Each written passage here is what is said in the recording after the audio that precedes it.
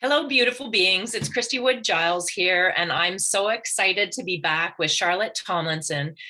And we have so much to talk about. Last time we really focused on a lot about nature and its health benefits, but there's really so many other areas to Charlotte's interesting life and background as a classical musician and performer. But that's not even why we're here to talk to her, because we want to talk to her about this book she has written. It's a novel for 9 to 11-year-olds, and it's called Skakoon. There's such a great backstory to why Charlotte wrote this and what she's doing with it. And so we're going to talk to her about that and a lot more. So Charlotte, welcome. Thank you. It's lovely to see you. It's lovely to be here. It's great to talk to you because we really haven't had a chance to get in deep about your book and, why you wrote it. So maybe just give us a little bit of background and lead up to what happened to get you to be inspired to write this book.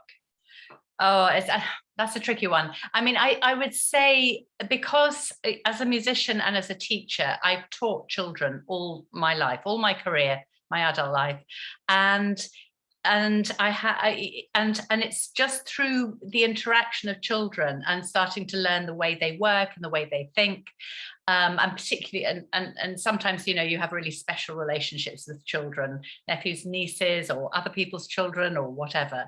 Anyway, this book sort of came about through in that way because of my connection with children, and it's actually, I'm just going to explain a little bit about what it is, because it's got a slightly, I'll put it up, it's got a slightly unusual title. Skakoon actually is Russian. It's a Russian word, and it means a sort of noble, magnificent horse. It's not the standard word in Russia. It's not the standard word that the Russians would use for horse. It's more of a sort of something slightly different. Anyway, so Skakoon is basically, as you can see, if you can see the front cover, it's a magical horse. And it's a little bit of a giveaway, but these two half Russian brothers find in the house of where they're living, their landlord's house, which is just above their basement flat, one of these huge, great big old Victorian houses we have in the UK, and they let themselves in after midnight when the professor, their landlord, has gone to sleep, and they discover this rocking horse, and the rocking horse comes alive after midnight, and the rocking horse can fly. So the rocking horse takes them on these extraordinary adventures. And I suppose, really, without giving too much of it away, I suppose it's a hero's journey. It's where these two brothers meet some extraordinary characters. They meet incredible challenges. They have a mission. They go to a very dark country that's underground. They go to a really light, happy, magic and miracles country. And they learn from both sides. And then they're sent on a mission by 12 eccentric, colourful old crones. Oh, We're completely crazy and wise, and the grandmothers, and all of this. So the crones train them up to go on this mission, and basically what they're doing is they have to depose the evil king. They have to get rid of him, and in order to do that, they have to learn about themselves. They can't just go out and get a gun and shoot them. That's not what it is. They have to learn to find their own courage. They have to learn to deal with their panic, their anxiety, their terror, their fear. And they have to learn to sort of overcome these things. And this is just one out of many. But in other words, what they have to do is they have to learn about emotional and in some respects, you could say, spiritual intelligence in order to manage this mission. So it's very symbolic of our world, of our lives, all sorts of things, but it can be taken on lots of different levels. And children tend to take it straight as an adventure with depth. And when I've talked to children about it, they've just said, I love the fact that they that they learn this and they learn that, but it's all still fun. So anyway, I haven't even answered your question about why I've written it, but but that's a little bit about it. And I suppose, why have I written it? Because I just want children to be empowered. I want children to start learning to manage their feelings, to learn that they can manage the life around them, the world that they're living in, which can sometimes be so challenging, as it is for all of us. And if children can start learning these things when they, young, what kind of incredible adults could they be? That's amazing. It is a really timely message. Definitely seeing a lot of children and teenagers struggling. And what I like what you touched on was the whole concept of learning while still having that sense of fun and adventure. And, sometimes we're also just taking things far too seriously. And as much as we want them to learn how to manage all these things and be able to deal with the tough times and tough situations, at the same time, we also still have to remember to have fun and adventure and all those kind of things. So it's really interesting to me that you've melded the two so well. And I really think it's, how we learn better when we're having fun, right? So I can see all the children taking your messages so well, almost absorbing them so well without even realizing, because of the fun and adventure that comes with it. It's feels very magical and whimsical at the same time. Yeah, and I have to just talk, I talked about the old crones, but I don't know how easy it is to see this here, because it's right at the, if I just put it, that illustration, can you see that? Very well, yes. So they're crazy. They're completely crazy. So these old women are very wise. They're very, in some sense, they're very old school, that sort of stuff and nonsense. Oh, don't be so ridiculous. That kind of thing. But they're very wise, and they're very much the grandmothers, and they're very clear about who they are. Yeah. And they sort of, they won't stand for any nonsense, but at the same time, they really care. And so that's a slightly unusual thing for children. And especially, children now, they're not, when I was younger, we had these quite strict teachers and at school who could be quite dismissive. The crones aren't dismissive. There's a sort of wisdom underneath their slightly quirky, strict kind of ways. So they're quite rich characters, and I think children find them intriguing and fascinating. They don't quite know what to make of them, because if they ever have anybody strict, it's usually negative and critical, whereas these women are not, because fundamentally they're on the boys' side, and they want them to win and to win through. Wow. And it almost ties in another message that I've been noticing. Children are, what's the word, yearning for, I guess, because it's that whole concept of finding our uniqueness and, not feeling the need to have to be like the group or the crowd, and sort of celebrating, people may not understand all aspects of you, but there's something really valuable and good in all of us. And if there's parts that are different, that's actually something to be celebrated. And then you also are able to then see that part of those people that you do have in common, or that can help or support you, or you can help and support them.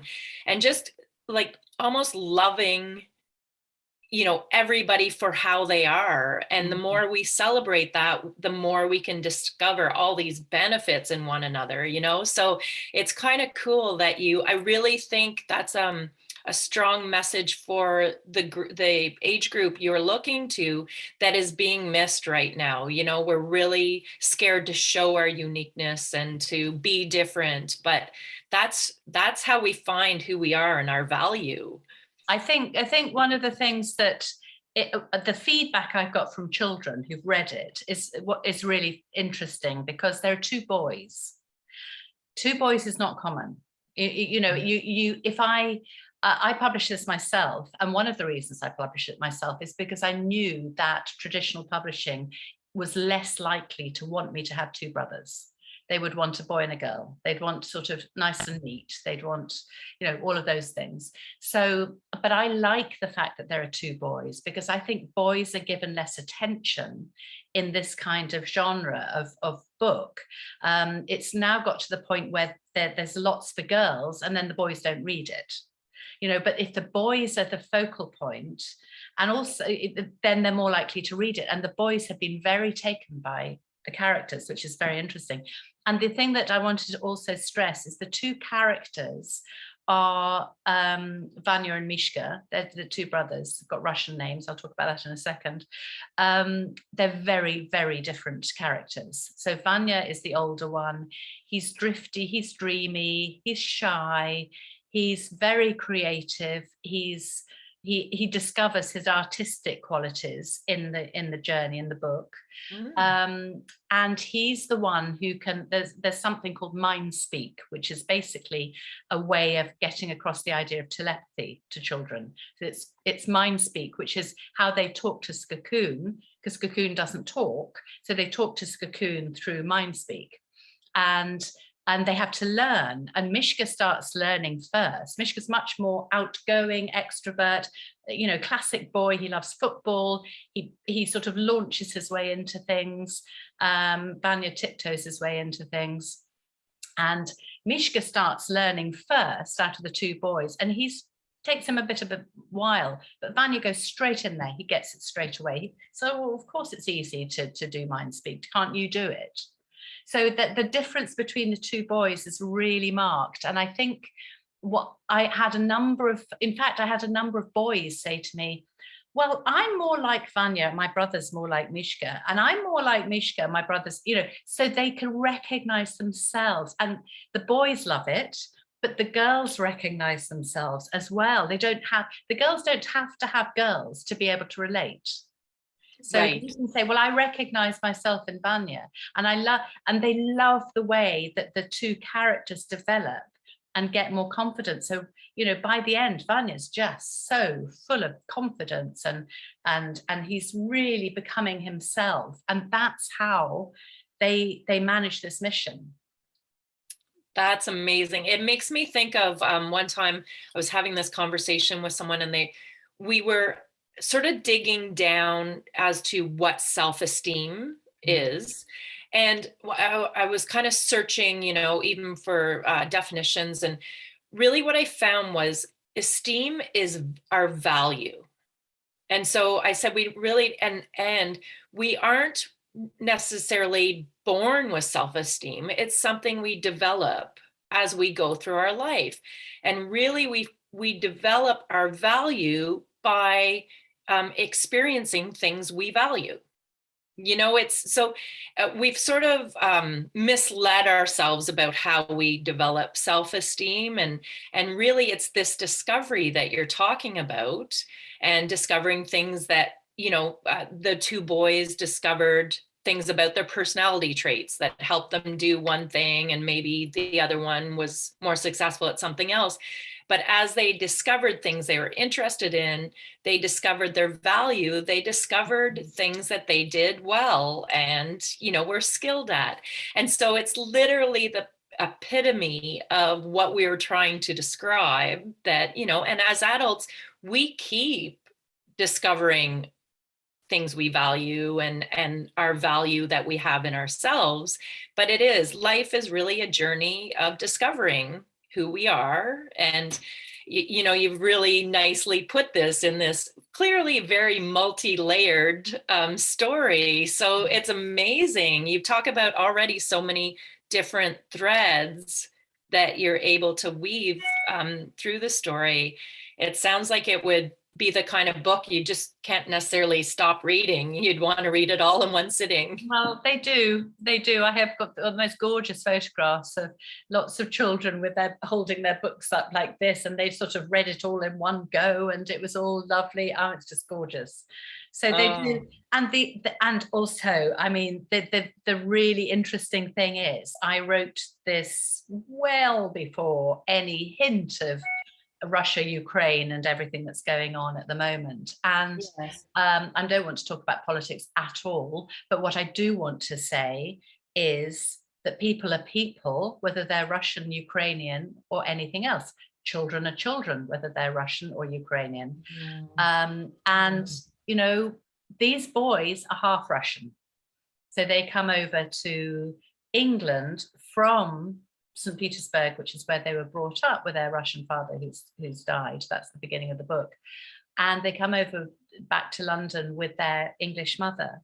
And yes, and they are half Russian and they have Russian names. And so we've got this kind of weird, you know, craziness going on. All of a sudden, we're not supposed to like Russians. Well, I beg your pardon, but, you know, Russian people are Russian people, like we are who we are. They're just, if we may not like what the powers that be are doing, that's different, or the politicians or the presidents or the this, we may not like that, but the people are still people.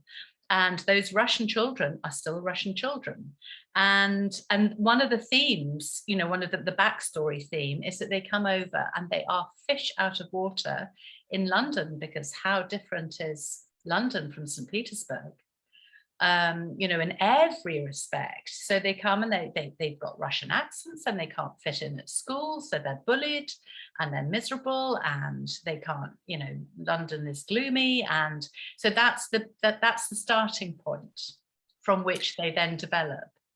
You're right. It's such a great message, but also very timely, and really just that lesson that when we don't understand what's going on or we want to make a judgment, you know, it's really up to us then to educate ourselves more, to understand better and figure out what's really happening behind the scenes. And these two boys, whether it's pre or post crazy world events, are just two boys that deserve to be understood better, right? And, you know, nothing assumed, nothing decided or judged. And, you know, if we could all just do that with a little more effort, we'd be in a far better place, I think, on so many issues, you know. So it is really kind of heartwarming from that angle, and maybe a great timely opportunity for people to use your book as a bit of an education tool on, you know, Russian boys and just boys in general and children and what they're going through, you know. So I would hope that we could also use it to help us figure out what's going on a little better. I think it needs to be a fun book first, an enjoyable novel first, and everything else will float in through osmosis. That's what I'd like anyway. Yes, well, it sure sounds like that's what it is able to do. So can we talk a little bit about the course that you did? Because I think, I don't know if the course, actually before that, I just want to go backwards. And can you explain your interest and link to, you know, use the Russian names and boys and the title, the Russian title for the horse? What inspired you to do that? Is there a link? I'm basically, I mean, I've known a lot of Russian children. I mean, there are a lot of Russian children who learn instruments, and, you know, it's been a theme, an ongoing theme. So once I'd made the decision that, you know, to have Russian children, then why not have a Russian name for the horse? And the two countries that they go to also have Russian names, and they mean Russian things. I mean, so the land of Isputania is the land of tests and challenges, and the land of Chudisa, which has to have an accent on the A at the end, is magic and miracles. So so Russians know what they mean. Wow, that's amazing. It's kind of, that's sort of the epitome of life right there, right? The challenges and tough times, as well as the magic and light. So that's really interesting. I love that you went into that area, you know, you were inspired, you were led clearly, right? To go. So yes, and then going to your course, you actually developed a course that It's a workshop. It's a very, very simple workshop. That's the one on the Ascended Masters. And I'm going to develop more if there's a need for them. This is a very simple thing. It's what I did in schools with children. So I did 9 workshops before Christmas. And it was absolutely fascinating. I got a real sense of the children and how they felt about it. So, and the workshop that I've developed is basically a simplified version of that, where I read the prologue and the first chapter. And then so in the workshop with the children in live workshop, they would then ask questions for about 15 minutes, which was totally delightful. They'd say things like, what's it like being famous? I have to say I'm not famous. And how long did it take to write? And all the questions they had, loads of them. So that obviously, because I've recorded this, I can't remember whether I actually, after I've read it, I chat a little bit, and then, but I'm not answering questions because there's nobody to answer because I've recorded it. Then I read another excerpt from the book, and that's what I did with the children live, which is an excerpt where Vania learns to paint. He's taught how to paint, and how he's taught by a little gnome called Piku. And Mishka's trying as well, but Mishka can't do it. It's not his thing. He gets really fed up. So, and it's how the Piku relates to the 2 boys and how he encourages Vanya, and shows him how he can paint big, and so Vanya gets really excited about it and carried away. So I do that. I read that excerpt, and then I give them an activity which I call painting with words, where they have I put up a slide with a whole load of paint pots, different colors, and each one has, so they need to find, I'm giving it all away, aren't I? Maybe I shouldn't say that. I'm intrigued. Okay.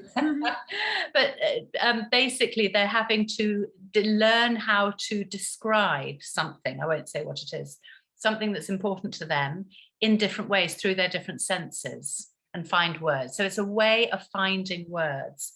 And when I did this with the children in the schools, and this is actually quite interesting to talk about, what I found absolutely fascinating was, they started doing this. So they started sort of thinking about something, and okay, I'm in a cafe, so what can I smell? I can smell coffee, I can smell, and they'd write down these things.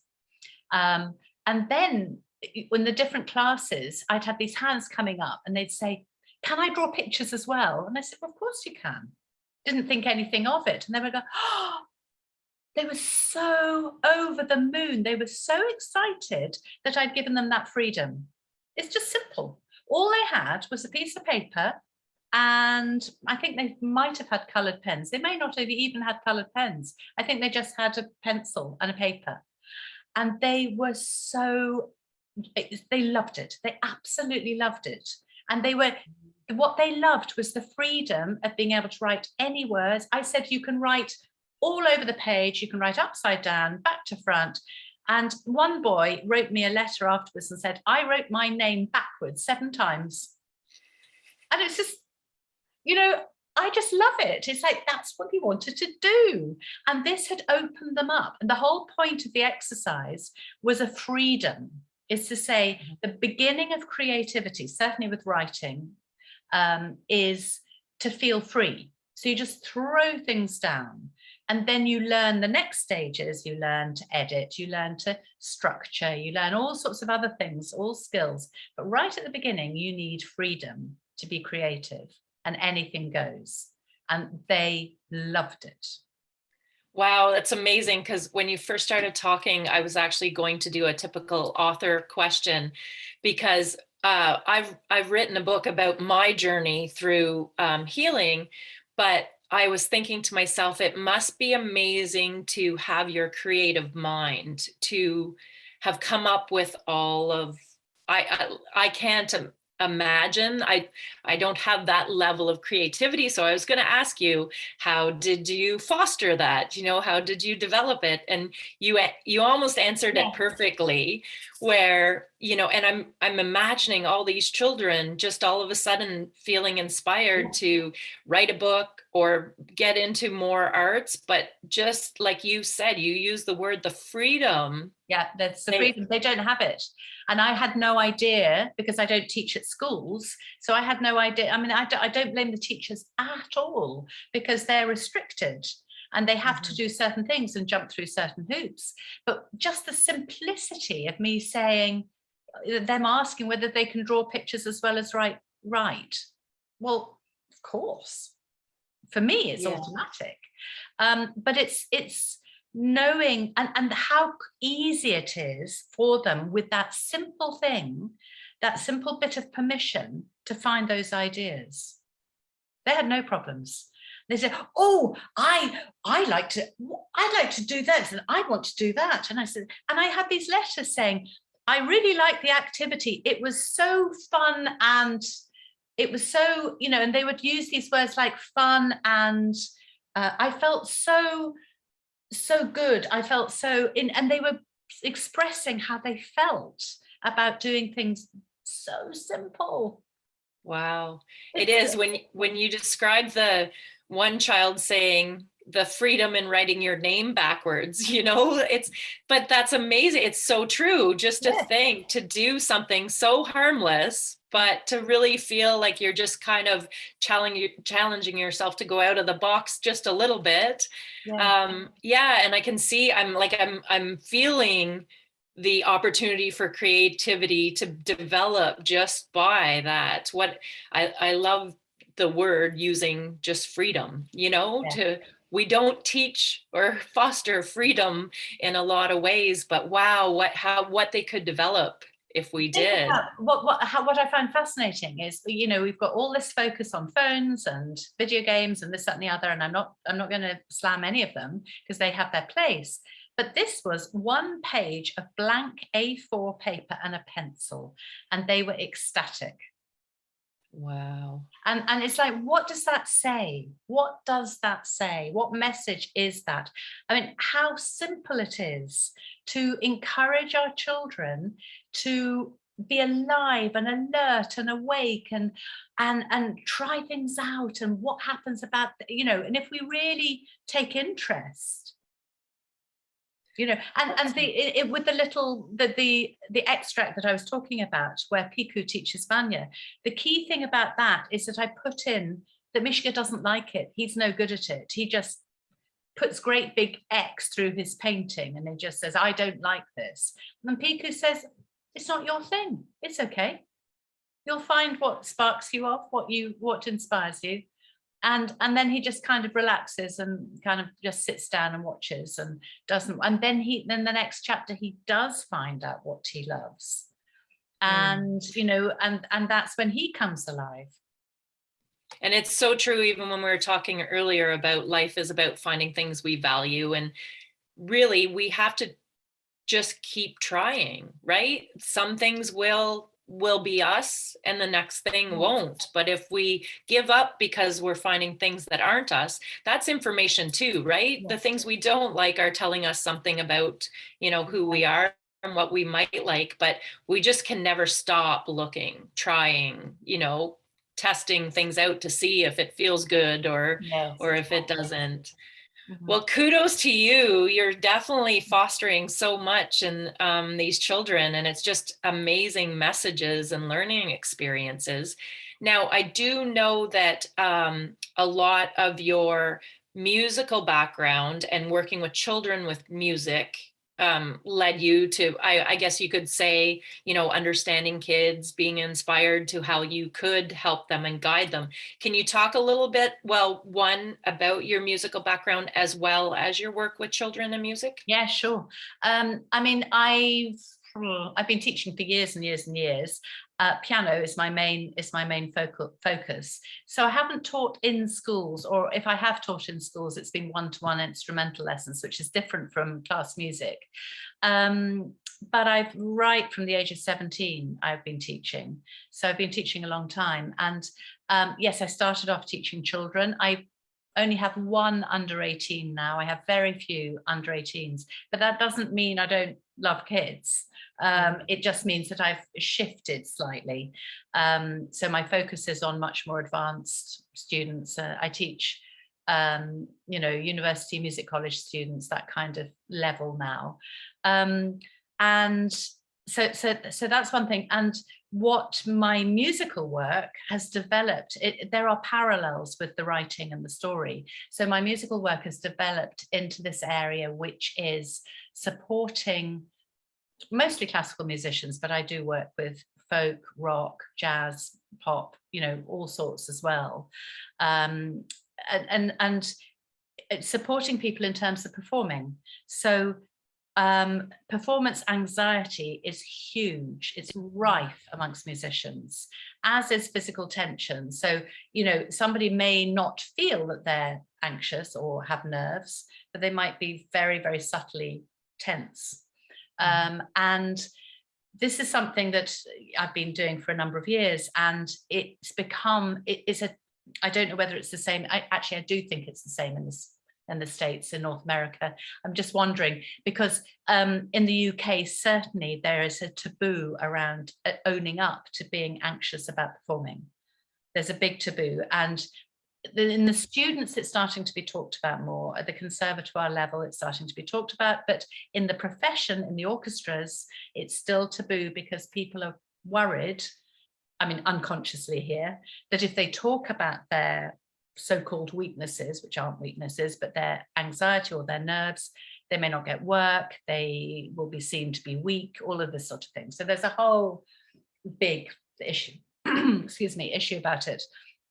So anyway, I've started developing that area. So I'm now kind of known for working with musicians with performance anxiety, generally speaking, and I travel a lot and work at university level and conservatoire level, internationally, pre-2020, internationally a lot, and also starting to do some work with some of the big orchestras as well, the ones who are open enough to, you know, have me to do stuff. So anyway, so that's really what it is. But I suppose if I were to drill down and find what is the essence of what I'm doing in that work, which is what I put under the category of performance coaching. So when I'm working with a musician who might have an online or in-person session and they say, I'm terribly nervous, I can't, you know, and a lot of it's worse from the lockdowns and everything. People have lost a lot of confidence.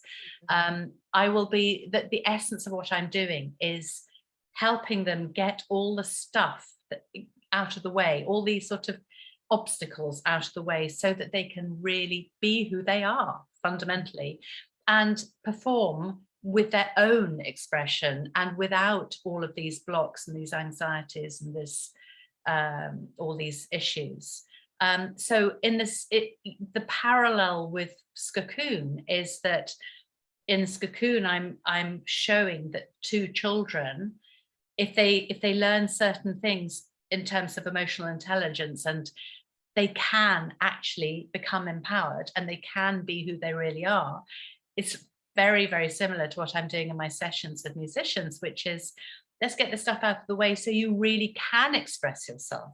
And what's so fascinating is that, and especially when I do masterclasses, which is, so if I'll very often do, not now, but pre-2020, I did lots of this, 2-hour classes at conservatoires and various places, where I'd give a presentation about how to manage your nerves, and then I do a masterclass. Now, a masterclass is basically my style. I'd have 4 people in an hour, 15 minutes each.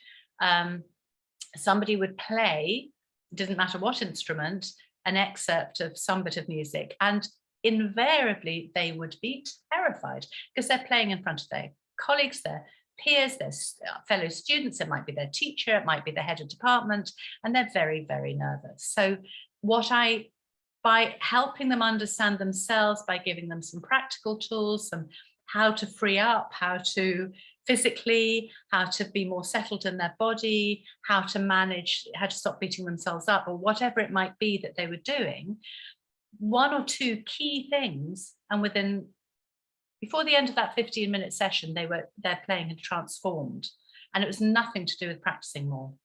Wow. And Wow. that's the thing that I think is so important.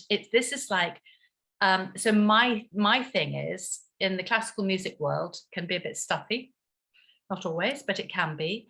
And there's very much a focus on practice the notes, get the style, interpret the, bow down and worship the great, oh wondrous Beethoven, Bach, Mozart, who can do no wrong.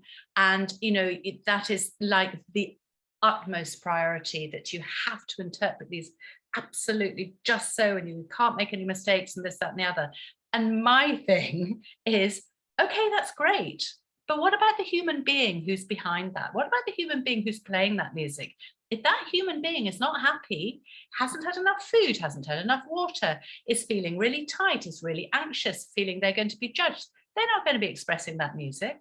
Not really. I mean, the professionals can do a very, very impressive job because they're so skilled.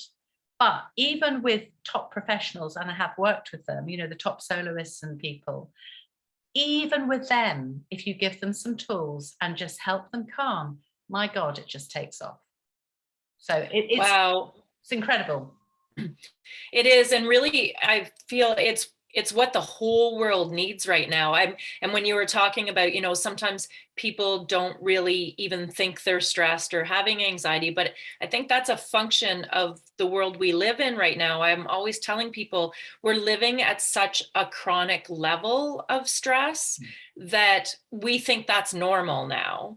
And then when something happens, like, them having to perform, or just something at school, or it's taking everybody up to such a high level that they can't handle it. It's overwhelming. And I feel like that's actually the chronic issue we're dealing with in all aspects right now. And I'm seeing it all the time. And it is true that as it's almost like maybe anxiety is a bit of a gift, because it helps us be forced to listen to our body, to pay attention and say, okay, what is it you're trying to tell me?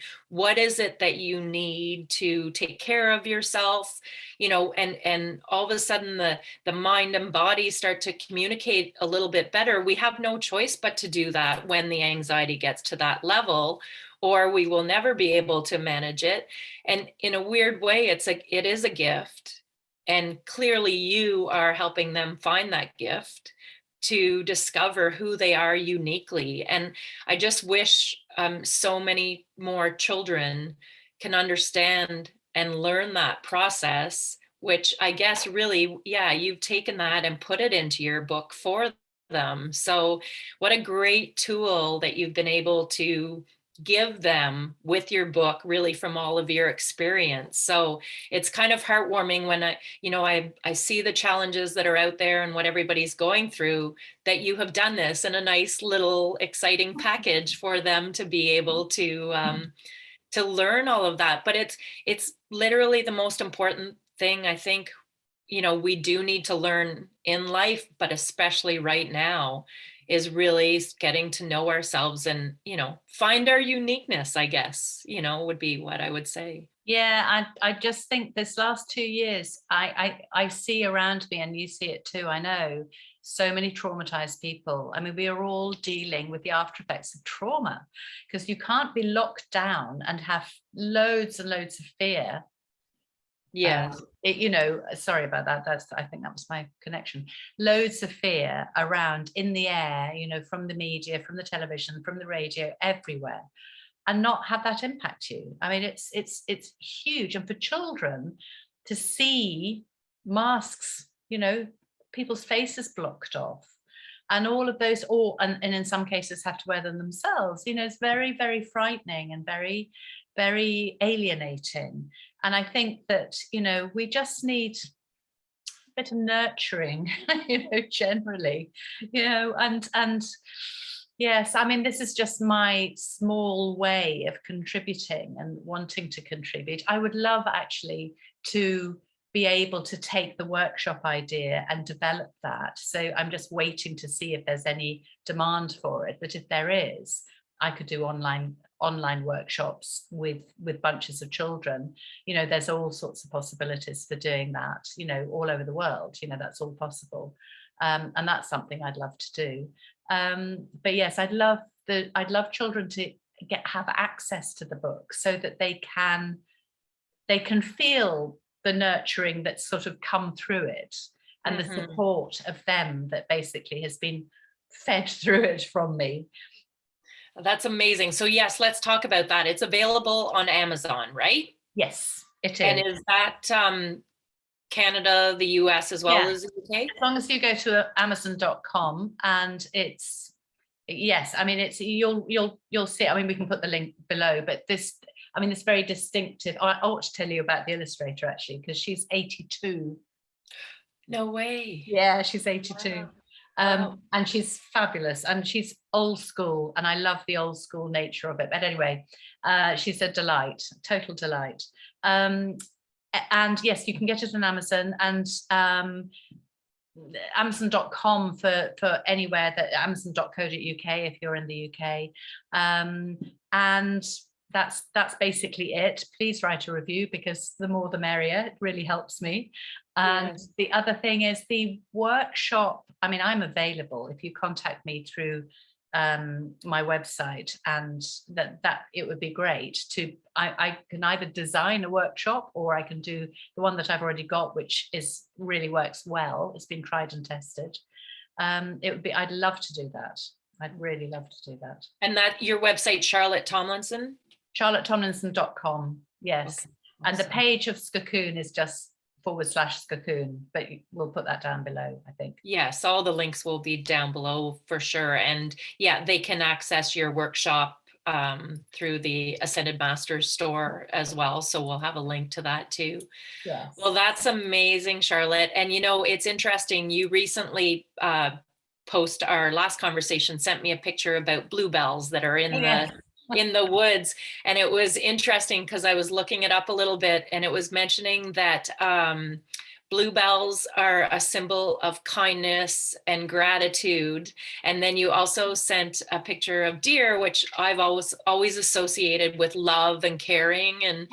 And so I thought it's kind of probably not coincidental, of course, but that you had sent that to me, and I wanted to reiterate that, because I think what you've done is such a gift to help people, such a kind gesture to help children. And I thought it was a great opportunity for us to express our gratitude for what you have been able to do and provide. And I really appreciate you coming on to talk to me about it. There's, I think, a million more links that we could talk about that the book is providing, but I just really encourage people to go and read it, to buy it and read it and share it and pass it on as well, because it's a gift. And thank you for that. Thank you so much, Christy. And it's lovely to chat to you. Thank you. We'll talk again soon. Yes, we will.